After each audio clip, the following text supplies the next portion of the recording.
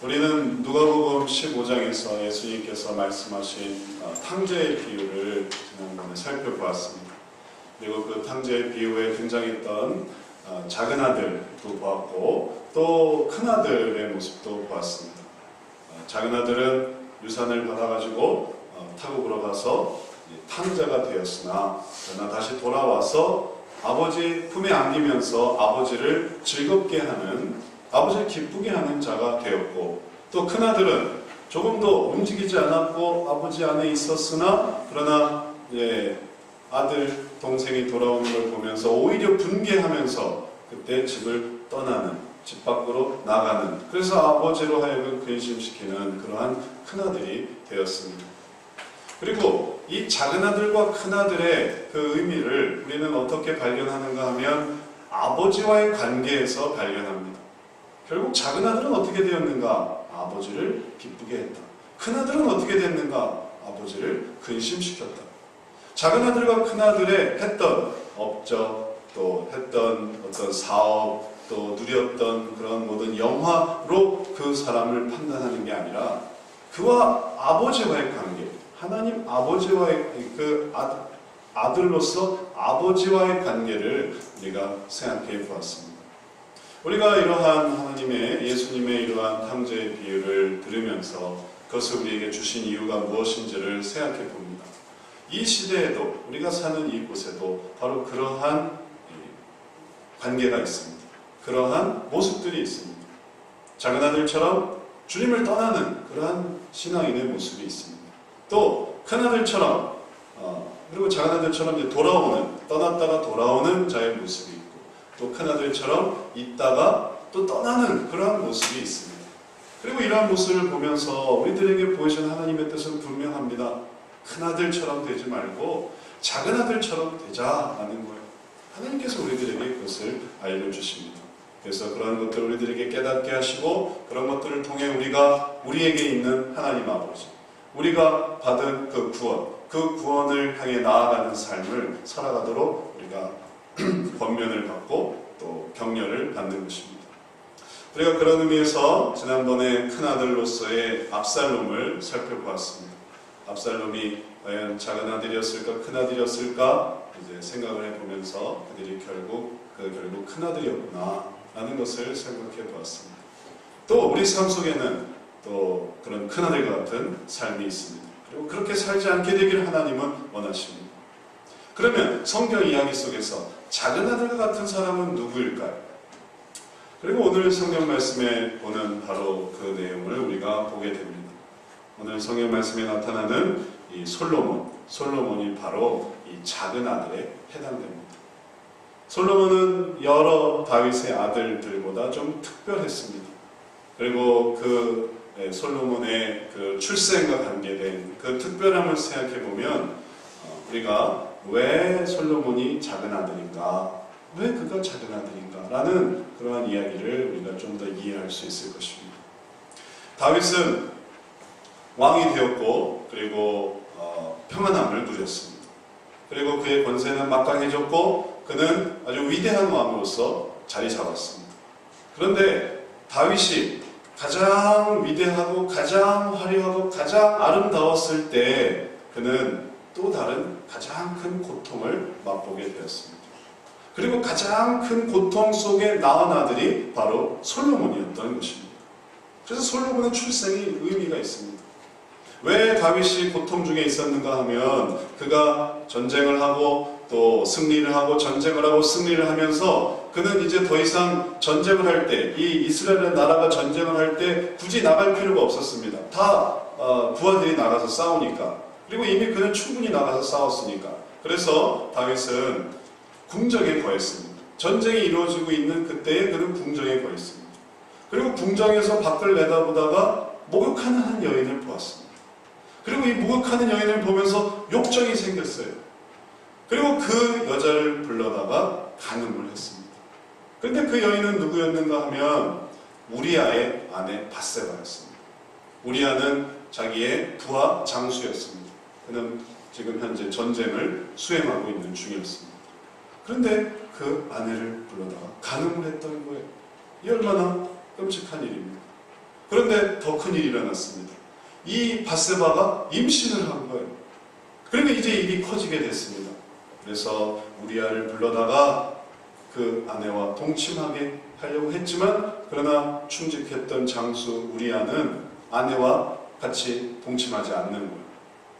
그리고 계속 밖에서 잤습니다.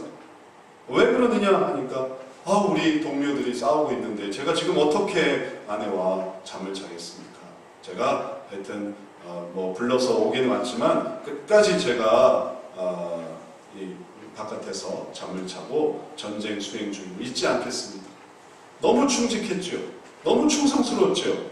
근데 지나치게 충성스러웠어요. 말을 안 듣는 거예요. 그래서 어쩔 수 없이 다윗은 이 문제를 덮기 위해서 우리아를 다시 전쟁터에 내보내는데, 어떻게 내보내냐면 가장 치열한 전투가 벌어지는 곳에 두게 했습니다. 그리고 다른 사람은 뒤로 빠지게 했어요. 그러니 어떻게 되겠습니까? 우리아가 죽었어요. 우리아를 죽인 것입니다, 다윗이. 그리고 난 다음에 밧세바를 자기의 아내로 맞아들였습니다. 이것이 하나님 앞에서 얼마나 죄가 되었는지, 하나님이 이 일 때문에 얼마나 진노하셨는지, 그가 이전에 골리앗을 무찌르고, 그가 이전에 블레셋을 쳐부수고, 그가 이전에 하나님의 나라를 세웠던 그 모든 선한 일들보다도 그가 지금 간음에, 살인에, 이 악한 일들을 저지르는 이러한 모습은 하나님 보시기에 도저히 참을 수 없었던 것입니다. 그래서 나단 선지자가 다윗에게 보내어졌습니다. 그리고 하나님의 진노하심을 말하여 주었습니다. 아주 분명하게 말하여 주었습니다. 이제 너희 집에 끊임없는 분쟁이 생길 것이고, 너희 처들은, 그 아내들이 많이 있으니 너희 아내들은 백주에 다른 남자에게 겁탈을 당할 것이고, 그리고 네가 지금 낳은 그 아이, 밧세바와 사이에서 낳은 이 아이는 죽을 것이다. 정말 그 말씀한 대로 이 아이가 병들기 시작했습니다.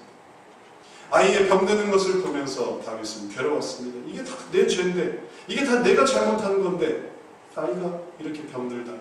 그래서 그는 괴로워하면서 하나님 앞에 회개했습니다. 또 회개했습니다. 또 회개했습니다. 금식하며 회개했습니다. 간절하게 회개했습니다. 부르짖으면서 회개했습니다. 아이는 어떻게 되었을까요?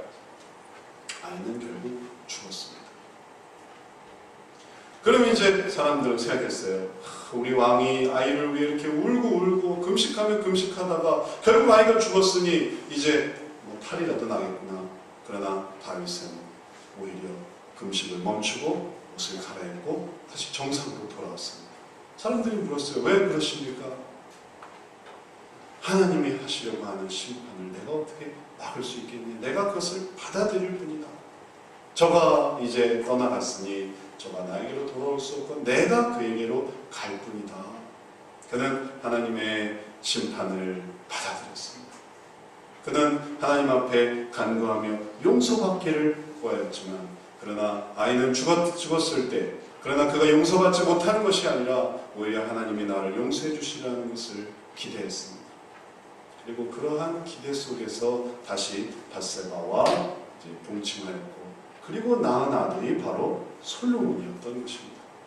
자, 솔로몬은 이렇게 날 때부터 특별했습니다. 날 때부터 그 아버지의 악과 아버지의 그 하나님으로부터의 떠남과, 그리고 그 속에서 다시 하나님께로 돌아오는 그 아버지의 삶을 그대로 물려받은 사람입니다. 그가 바로 솔로몬이에요. 그러나 솔로몬의 출생이 특별했다 해서 그가 정말 작은 아들이었다라고 말하는 건 아직도 좀 이해가 가지 않습니다. 오히려 다윗이 작은 아들이었으면 몰라도 어떻게 솔로몬이 태어난 건 아무것도 모르지 않습니까? 솔로몬은 그는 그냥 부모가 그랬을 뿐이지, 그래서 태어난 증거일 뿐이지, 그에게 어떤 작은 아들의 의미가 있을 수 있겠습니까? 솔로몬의 이야기를 좀 더 살펴보면 그가 어떻게 작은 아들이 되어가는가. 이미 부모의 어떤 용서의 대가, 하나님은 솔로몬이 태어났을 때 이 솔로몬에게는 복을 주셨어요. 왜냐하면 다윗을 용서하셨기 때문에 그런 것입니다. 그래서 용서의 증표로, 용서의 증거로 태어난 솔로몬이었지만 단지 그 의미 이상으로 솔로몬의 일생을 살펴보면 그가 어떻게 하나님께로 돌아오는 작은 아들이 되는가를 우리가 생각해 볼 수 있습니다. 솔로몬은 그렇게 특별하게 태어난 아들이 되었기 때문에 특별한 사랑을 받았고, 그리고 결국에는 그가 다윗의 뒤를 이어서 왕이 되는 그러한 영광을 누리게 됩니다. 그래서 성경 말씀에서 열왕기상 1장 33장에서는 다윗이 그를 하나님의 왕으로 세우는 모습을 보게 됩니다. 하나님의 왕으로서 그가 하나님께서 어떻게 세우신 왕이 되었는가, 우리 열왕기상 1장 33절 34절 우리 같이 함께 읽어보도록 하겠습니다. 왕이 그들에게 이르되 너희는 너희 주 신하들을 데리고 내 아들 솔로몬에게 내 노새에 태우고 기혼으로 내려가서 인도하여 내려가고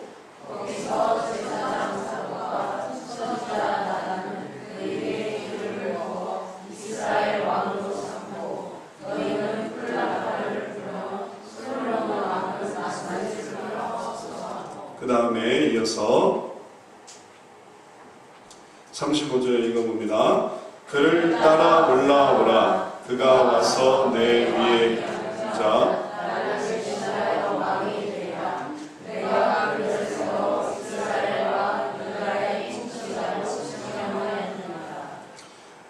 다윗은 솔로몬을 사랑했고 또 그가 자기의 뒤를 잇는 새로운 왕이 되도록 지명했습니다. 그래서 솔로몬이 왕이 되었습니다. 그는 자신의 어떤 지혜로 왕이 된 게 아니고, 그는 자신의 어떤 명철함으로 왕이 된 게 아니고, 그는 자신의 어떤 노력으로 왕이 된 게 아니라 온전히 이 다윗의 사랑, 다윗의 그 솔로몬에 대한 그 기뻐함으로 인해서 그가 왕이 되었습니다. 그리고 그가 처음에 왕이 되었을 때 그는 정말 너무 진실했습니다. 그가 사실 아버지 다윗에게도 진실했고 그리고 하나님께도 진실했습니다. 그래서 그 이후에 열왕기상 3장 9절 말씀을 보면 그가 다윗의 뒤를 이은 왕이 되어서 무엇을 했는지 우리가 보게 됩니다. 우리 열왕기상 3장 9절 우리 한번 화면을 보고 같이 한번 읽어봅니다. 누가 주의 이 많은 백성을 재판할 수 있사오니까 듣는 마음을 종에게 주사 주의 백성을 재판하여 사람을 변화하게 하옵소서. 솔로몬이 이것을 구하매 그 말씀이 주의 마음에 드니라. 이어서 이에 하나님이 그에게 이르시되 내가 이것을 구하노라. 자기를 위하여 장수하기를 구하지 아니하며 부도 구하지 아니하며 자기 원수의 생명을 구하기도 구하지 아니하고 오직 송사를 두고 불행한 진실을 구하였으니. 그 다음에 이어서 12절 같이 읽어봅니다. 내가 내 말대로 하여 내게 지혜롭고 총명한 마음을 주노니 내 앞에도 너와 같은 자가 없으나 내 뒤에도 너와 같은 자가 일어나니 없으리라. 마지막으로 13절 내가 구하지 아니한 부귀와 영광도 내게 주노니 내 평생의 왕들 중에 너와 같은 자가 없을 것이라. 이렇게 하나님께서는 이 솔로몬에게 복을 주셨습니다. 그리고 이러한 복을 받아 솔로몬이 하나님께서 기뻐하시는 왕이 되었습니다. 그는 놀라운 지혜를 가졌고 놀라운 부귀도 받았고 놀라운 영광도 받았습니다. 하나님께서 주신 모든 것을 그가 다 가졌습니다. 그가 이 모든 것을 소유하면서 그가 하나님 앞에 온전한 왕이 될 때 그는 참으로 하나님의 사랑받는 자였습니다. 그리고 이러한 진실한 사랑을 받으면서 그의 앞날은 정말 아주 활짝 피었습니다. 우리가 탕자의 비유에 나오는 작은 아들의 이야기에서도 마찬가지입니다. 이 작은 아들이 아버지로부터 유산을 상속받아가지고 나올 수 있었던 것은 그가 사랑받는 자였기 때문에 그런 것입니다. 그가 미움을 받았다면, 그가 아버지의 총애를 받지 않았다면 아버지가 자기의 재산을 나누어 주었겠습니까? 또 그것을 용납해 주었겠습니까? 오히려 작은 아들이 문제하고 말썽꾸러기고 또 자기의 마음을 아프게 하는 그러한 자였다면 오히려 아무런 재산도 주지 않았을 것이고 그가 뭘 하든 내버려 뒀을 것입니다. 그러면 그는 혀를 단신으로 떠나갔겠죠. 그러나 탕자의 비유에서도 이 아버지는 이 아들을 사랑했습니다. 그래서 그가 원하는 것을 주었습니다. 그가 자기에게 상속받을 재산을 달라 할 때 그것을 주었습니다. 그래서 이 아들도 이것을 받았습니다. 그때는 기뻤습니다.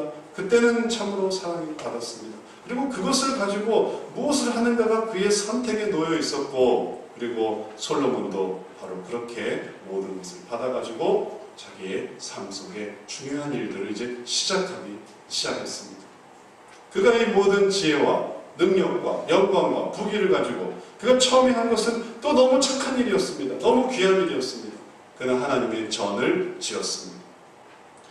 하나님의 자녀로서 그가 시작한 것은 이 열왕기상 6장 1절 말씀 나오는 대로 하나님께서 놀라운 일들을 시작하시는 것이었습니다. 그리고 그러한 일들을 우리들에게 기억할 때 우리도 사랑받는 자임을 기억합니다. 우리도 하나님께로부터 어떠한 사랑을 받았는가 하면 로마서 5장 8절 말씀에 보면 우리가 아직 죄인되었을 때 그리스도께서 우리를 위하여 죽으심으로 하나님께서 우리에게 대한 자기의 사랑을 확증하셨느니라 라고 말하고 있습니다. 우리도 하나님의 사랑을 받았습니다. 우리가 사랑받을 만해서 사랑을 받는 것이 아니라 우리가 하나님 안에서 사랑을 받고 시작했기 때문에 우리가 사랑을 받은 자가 되었습니다.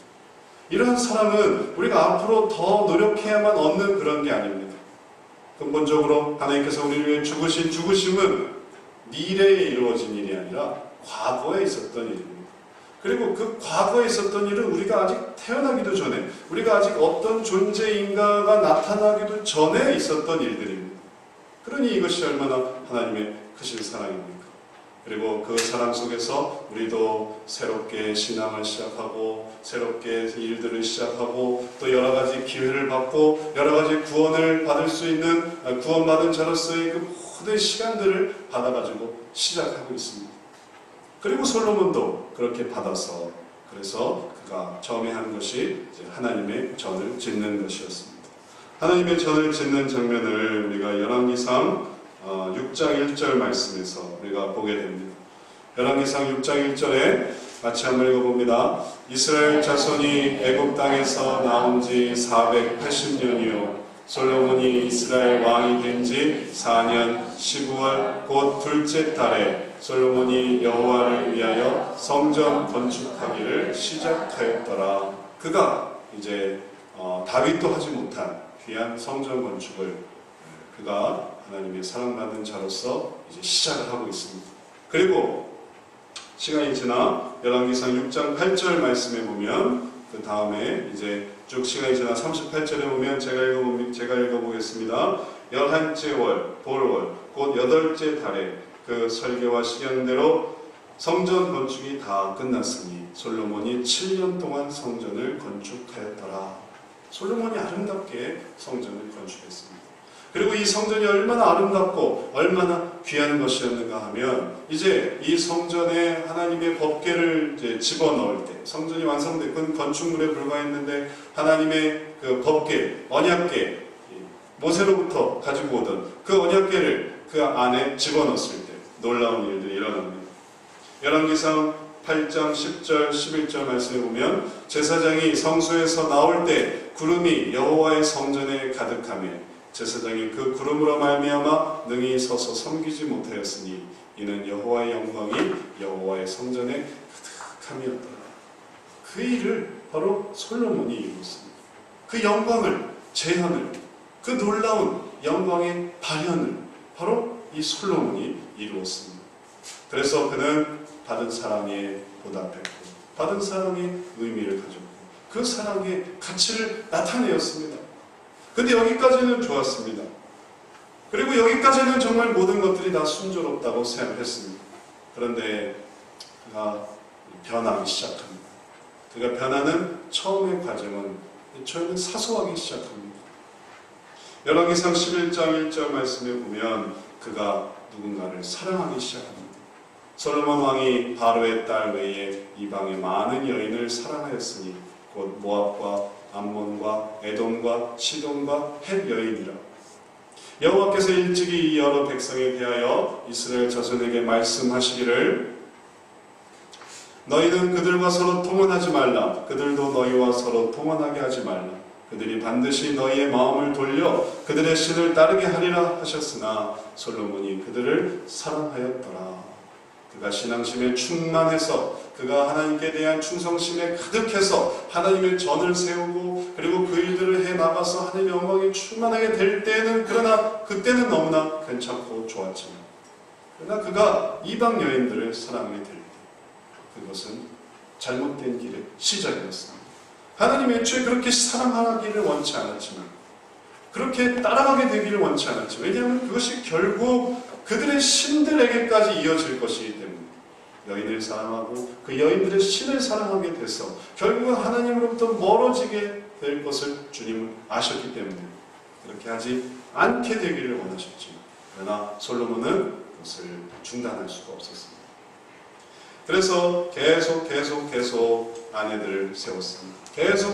계속해서 또 후궁들과 빈들을 만들었습니다. 그래서 모두 몇 명을 만들었는가 하면 후궁이 700명, 그 다음에 첩이 300명, 모두 1000명을 세웠습니다. 그러니 이후에 솔로몬의 모든 일들은 이 아내를 세우는 데에 바친 거예요. 1000명이나 되는 아내를 만드는 거예요. 솔로몬은 탐자의 비유에 나오는 그 아들처럼 먼 나라로 가는 것이 아니었습니다. 다만 그의 마음이 하나님으로부터 멀리 떠나간 것입니다. 그는 항상 성에 거하였죠. 그는 절대로 떠난 적이 없습니다. 예루살렘. 그러나 그의 마음은 계속 여자들을 향했습니다.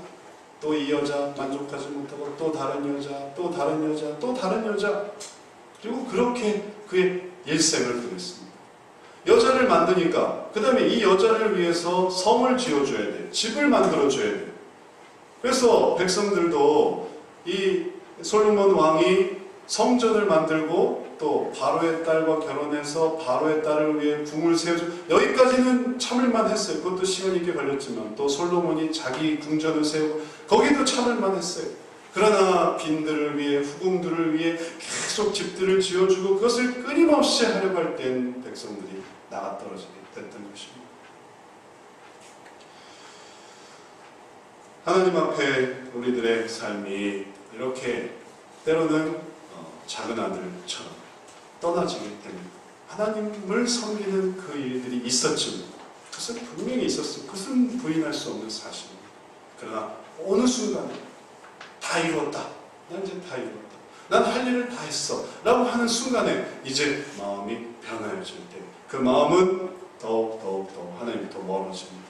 어떤 때 그 일은 은퇴 후에 시작되기도 하고 어떤 때 그 일은 집을 마련한 다음에 시작되기도 하고 어떤 때 그 일은 새롭게 컴퓨터를 마련한 다음에 시작되기도 하고 때로 어떤 때는 책장을 하나 마련한 다음에 시작되기도 하고 때로 어떤 때는 한번 성적에 결실을 거둔 다음에 시작되기도 합니다. 그렇게 하는 과정 중에 하나님을 의지하고 정말 장학금을 타게 해주세요. 또 컴퓨터를 마련하게 해주세요. 집을 좀 장만하게 해주세요. 새로운 직장을 얻게 해주세요. 라고 할 때 하나님을 의지해서 그때는 너무너무 좋았죠. 그때는 너무너무 기뻤습니다. 그러나 이제 그 다음이 문제입니다. 그 다음. 이제 할 일이 많아져요. 한번 장학금의 기쁨이 생기니까 이제 그것이 목표가 되는 거예요. 내가 이걸 해야 되겠다. 그럴 때 할 일이 너무 많아요. 그 일을 하게 되는 거예요. 컴퓨터를 장만해서 이제 내가 이걸 가지고 선한 일을 해야지 하는데 이 컴퓨터를 하다 보니까 새로운 세상이 열리는 거예요. 이 사람도 만나고 저 사람도 만나고 이런 일도 할 수 있고 저런 일들도 할 수 있고 그래서 그것이 하려고 하다 보니까 이게 한두 개로 끝나는 게 아닌 겁니다. 책장을 마련했어요. 이 책장에다가 내가 책을 꽂아야지 하려고 생각하다 보니까 책이 너무너무 많은 거예요. 이 책을 넣을까 저 책을 넣을까 거기에 마음을 쏟게 되는 거예요. 집을 장만했어요. 내가 이제 집을 이제 꾸며야 되겠다라고 생각할 때 이 집은 얼마나 할 일이 많습니까? 요리할 일이 얼마나 많이 있습니까? 예? 인테리어 할 게 얼마나 많이 있습니까? 한번 여기에 재미를 들기 시작하니까 계속해서 솔로몬이 1000명의 아내를 두는 것처럼 이제 우리의 삶도 그렇게 해나갈 때 결국 그것에 시간이 흐릅니다. 그것에 몸과 마음을 쓰게 됩니다. 그래서 솔로몬은 작은 아들이 됩니다. 작은 아들의 결실이 무엇이었습니까? 작은 아들의 결국이 무엇이었습니까? 작은 아들이 어디서 자기의 탕진함과 자기의 삶의 어리석음을 깨달았습니까? 모든 것을 잊어버렸을 때, 모든 것을 다 빼앗기게 되었을 때, 그때 그가 내가 지금 너무너무 잘못 살았구나라는 걸 깨달았던 거예요. 그래서 우리의 삶 속에서도 때로는 자녀를 잃어버릴 때, 때로는 돈을 잃어버릴 때, 때로는 건강을 잃어버릴 때, 때로는 시간의 그런 상실을 느낄 때 내가 지금까지 뭘 했나? 내가 뭘 했나? 그 허무함이 막 밀려 들어오는 거예요. 솔로몬도 그랬습니다. 솔로몬에게 일어난 일이 무엇인가 보십시오. 우리가 아까 처음에 읽었던 열왕기상 11장 6절 말씀, 그 이후에 넘어가서 열왕기상 11장 37절 말씀, 37절, 11장 37절, 우리 아까 읽었지만 한 번 더 읽어보겠습니다.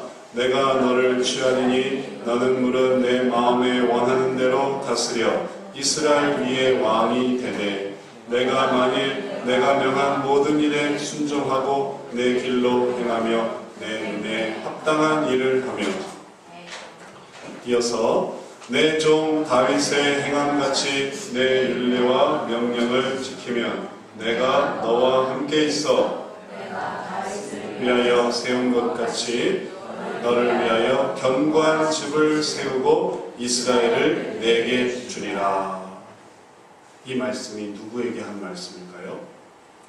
이 말씀이 솔로몬에게 한 말씀이 아니에요. 그게 비극입니다. 이 말씀은 여로보암에게 하신 말씀입니다. 하나님께서.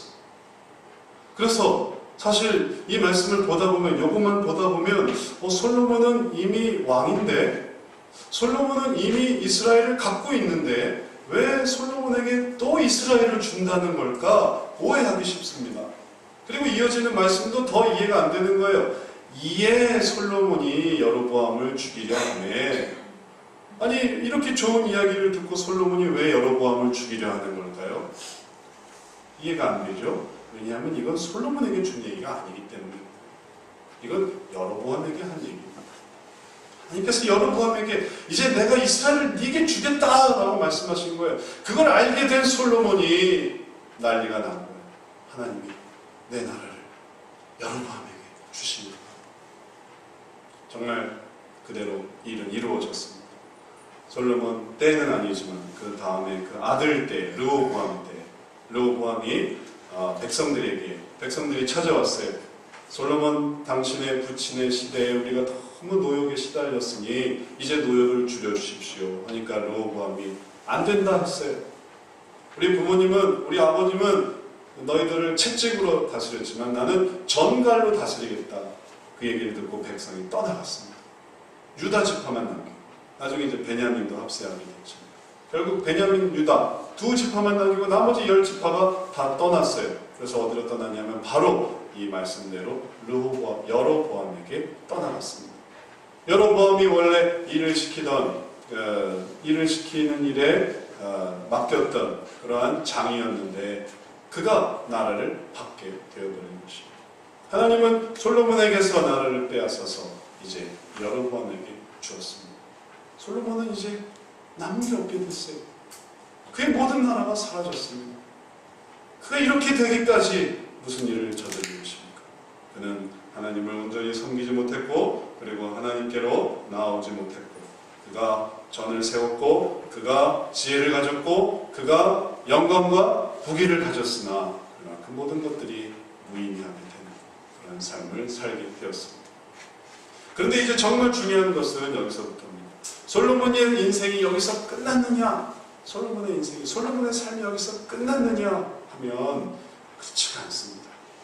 그래서 그가 작은 아들이 되는 거예요. 진짜 작은 아들이 되는 거예요.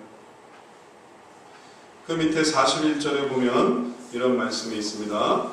솔로몬의 남은 사적과 무릇 저의 행한 일과 그 지혜는 솔로몬의 행장에 기록되지 아니하였느냐.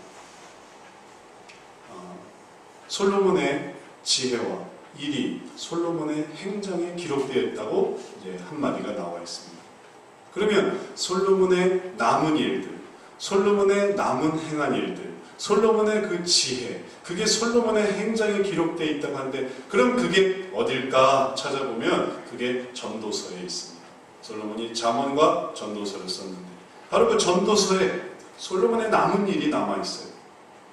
그래서 솔로몬이 자기 인생 속에서 마지막에 내린 결론이 전도서에 나와 있습니다. 전도서의 내용으로 넘어가 보면 전도서 1장 1절에 그는 이렇게 말합니다. 다윗의 아들 예루살렘 왕 전도자의 말씀이라. 그가 바로 솔로몬이에요. 전도자가 가로되 헛되고 헛되며 헛되고 헛되니 모든 것이 헛되도다. 사람이 해 아래서 수고하는 모든 수고가 자기에게 무엇이 유익한고. 자기 했던 모든 것들을 생각해 볼 때 이 모든 것이 다 헛되다라는 것을 깨달았습니다. 그때까지 다녔던 그 많은 여자들, 그 여자들을 위해 쌓아주었던 그 많은 성들, 그리고 그 일들을 행하기 위해 보냈던 그 지혜와 영광, 이런 모든 것들이 얼마나 스스로 헛된지를 깨달았어요. 그리고 이 헛됨 속에서 그가 내린 결론이 무엇인가 하면 12장 13절에 일의 결국을 다 들었으니 하나님을 경외하고 그 명령을 지킬지어다. 이것이 사람의 본분이니라. 하나님은 모든 행위와 모든 은밀한 일을 선악간에 심판하시리라. 그가 마지막 말 속에서 하나님께로 돌아오고 있는 것입니다. 그리고 이렇게 하나님께로 돌아온 모습이 누구와 같은가 하면 바로 다윗과 같습니다.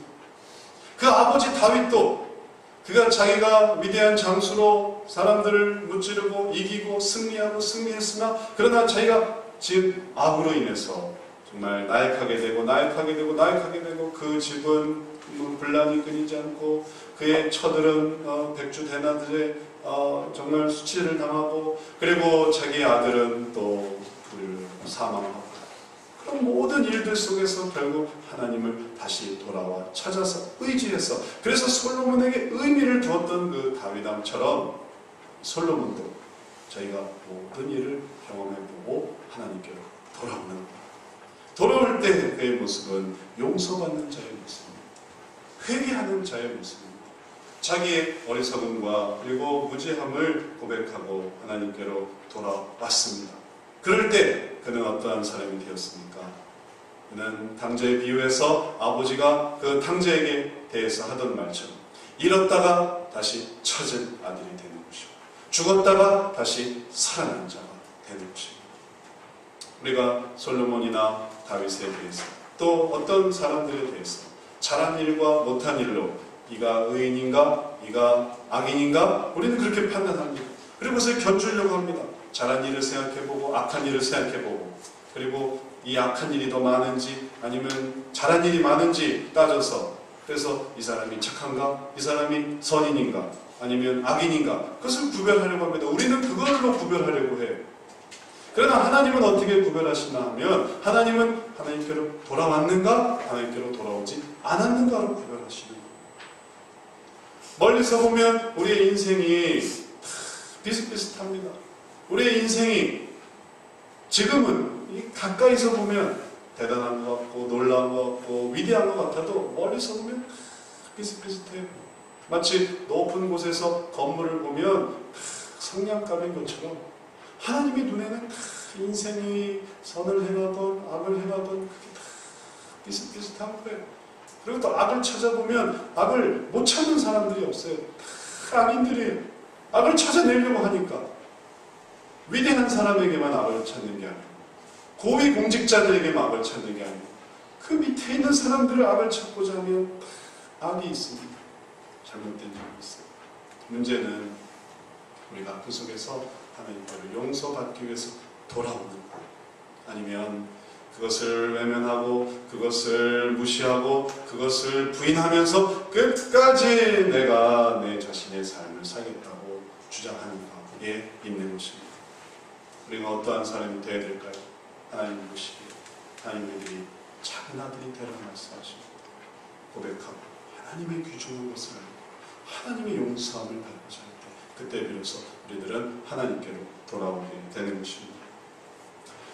말씀을 마치기 전에 한 가지 얘기만 더 드리고 이제 정리하도록 하겠습니다. 여러분 혹시 호주의 역사를 아시는지 모르겠습니다. 오스트레일리아라고도 말하는 이 호주의 역사는 17세기에 유럽인들이 대륙을 발견하면서부터 시작이 됐습니다. 그리고 1770년에 영국이 이 호주의 이 동쪽 지역을 자기의 식민지 영토로 삼았습니다. 그리고 나서 1788년도부터 영국은 여기에다가 죄수를 보내기 시작했습니다. 이 호주 땅덩어리 전체를 유배 식민지로 만든 거예요. 그래서 1868년에 이르기까지 약 한 12만여 명의 죄수들을 끊임없이 보냈습니다. 그리고 그들이 그 땅을 이제 세우기 시작한 거예요. 물론 그 땅에는 원래 살던 원주민도 있었습니다. 그리고 죄수로 호송되어 오지 않은 또 다른 이주민들도 있었습니다.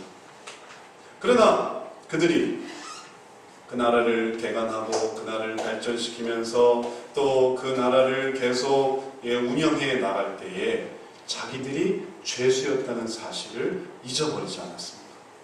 우리가 생각하기에는 좀 이해가 안 돼요.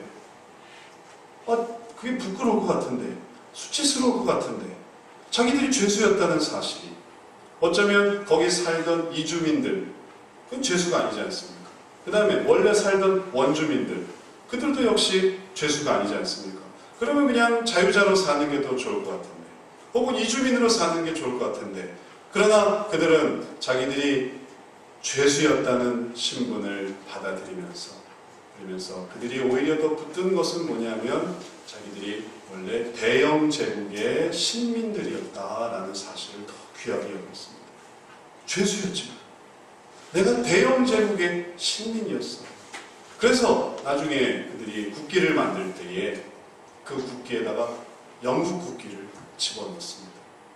그들이 사모하는 거예요. 자기들이 죄수로 떠나보냈던 그 나라를 사모하는 거예요. 그게 호주입니다. 나라 전체가 유배 식민지였고, 그러나 그럼에도 불구하고 자기들을 죄로 인정했던 그 나라를 사모하는 그들이었습니다. 우리가 하나님의 자녀로서 살아갈 때도 마찬가지입니다. 우리가 어쩌면 우리 스스로를 죄인으로 말하고 싶지 않을 수도 있을 거예요. 내가 뭐 죄를 졌나? 내가 하나님의 용서받아야 되는 그런 죄인인가? 그러나 우리에게 죄인이 아니라면 하나님의 나라의 자녀도 아니에요. 왜냐하면 하나님의 자녀를 주님은 용서해 주시고 용서해 주심을 우리가 구원을 받기 때문에, 그래서 하나님의 나라의 시민이 될 수 있기 때문에 그런 것입니다. 마치 호주의 이 사람들이 자기들의 죄수임을 받아들이고 그걸 부인하지 않고 그걸 숨기지 않고 그걸 받아들이고 오히려 자기들의 시작이, 자기들의 근본이 대영제국에 있음을 고백하면서 영국을 사모해서 그 국기에 영국의 국기를 집어넣는 거죠. 우리들도 우리들이 용서받는 자임을 기억하고 우리들의 부족함과 우리들의 누추함과 우리들의 연약함 속에서 우리가 하나님의 나라를 사모하고자 할 때 우리들은 진정으로 하나님의 자녀가 되는 것입니다. 우리는 이 세상에서 하나님께서 살게 하시는 이 삶 속에서 큰아들로 살 수도 있고 작은 아들로 살 수도 있습니다. 우리는 어쩌면 그냥 자유자로 살 수도 있습니다. 하나님을 그저 단지 이 세계에서 내가 원하는 것을 이룰 수 있는 어떤 도구로만 생각할 수도 있습니다. 나는 잘못한 게 없고 나는 똑바르게 살아왔고, 그럴 때 하나님을 믿어서 이것을 더 잘 이룰 수 있는 이러한 삶으로도 살아갈 수 있습니다. 그러나 우리가 하나님께서 기뻐하시는 대로 작은 아들이 되고자 할 때, 죄를 용서받고 죄를 고백해서 기뻐해 주시는, 안아주시는 그 작은 아들이 되고자 할 때, 우리들은 때로 용서를 구하고 우리들은 때로 우리들의 잘못을 고백하고 우리들이 얼마나 죄인인 건가를 시인하게 됩니다. 그리고 그 결과는 하나님이 기뻐하시는, 우리들을 받아주시는 것입니다. 그리고 결국 우리들은 이 나라에 우리의 세계를 세우는 것이 아니라 하나님 나라로 가는 것입니다. 이 세계에서 우리의 것을 새로 했으면 여기서 우리는 의인이 되어야 되고 성인이 되어야 되고 우리가 뭔가 특별한 사람이 될 수도 있을지도 모르겠지만 그러나 우리가 그것을 따르지 않고 하나님께로부터 떨어져 나온 하나님께로 가 용서받아야 되는 그러한 자임을 고백할 때 이제 우리는 주님께로 돌아갈 수 있습니다. 이 큰아들과 작은아들, 또 작은아들과 큰아들의 모습을 보면서 또 성경에 나타난 그 모습을 보면서 우리들은 작은아들이 되기를 소원합니다. 다윗이 그렇게 했던 것처럼 솔로몬도 그렇게 했던 것처럼 신앙의 인물들은 다 자기의 잘못을 고백하며 주님께 나왔습니다. 잘했던 잘못했던 그 중에 실수가 있었던 실수가 없었던 다 자신을 고백하고 잘못하며 주님께 나아가는 것입니다. 이제 우리가 이 용서의 주제로 이 탕자의 이야기 속에서 그리고 우리의 삶 속에서 이루어진 일을 다시 한번 생각하면서 우리가 작은 아들 되시기를 축원합니다. 그래서 하나님께로 돌아가 용서함을 받고 마침내 즐겁게 하는 주님을 기쁘시게 하는 귀한 주님의 백성들 되시기를 주의 이름으로 축원합니다. 사랑의 하나님, 우리들이 정말 이 세상을 살면서 우리들이 누구인가를 다시금 고백합니다. 주님, 아무리 위대한 일을 했던 솔로몬도 아무리 위대한 일을 했던 다윗도 주님 앞에서 용서받는 자들이고 그들이 하나님께로 돌아올 때 비로소 그들이 진정한 주님의 자녀들 되었습니다. 이제 우리가 우리의 근본을 어디에 두며 우리가 우리의 정체성을 어떻게 생각하는가를 이제 다시금 생각해 보기를 원하오니 주께로 돌아가는 작은 아들이 되어 우리의 그 누추한 모습은 감추시고 우리의 어리석음은 주께서 씻어주시고 이제 다시 우리를 그저 사랑하셨던 그 사랑만 의지하며 나아가는 주의 귀한 자녀들 되게 하여 주옵소서. 주님으로부터 늘 떠나가는 자들이 아니라 주님께로 늘 돌아오는 자들이 되어 다시 우리가 죄인이었으나 세함을 받아 의인이 되었고 죽을 수밖에 없는 자였으나 용서함을 받아 하나님의 귀한 자녀가 되는 그 진실한 은혜를 다 같이 누리는 이 자리에 있는 모든 주의 성도들 되게 하여 주옵소서. 의다가오며 예수 그리스도의 이름으로 기도드렸사옵나이다. 아멘.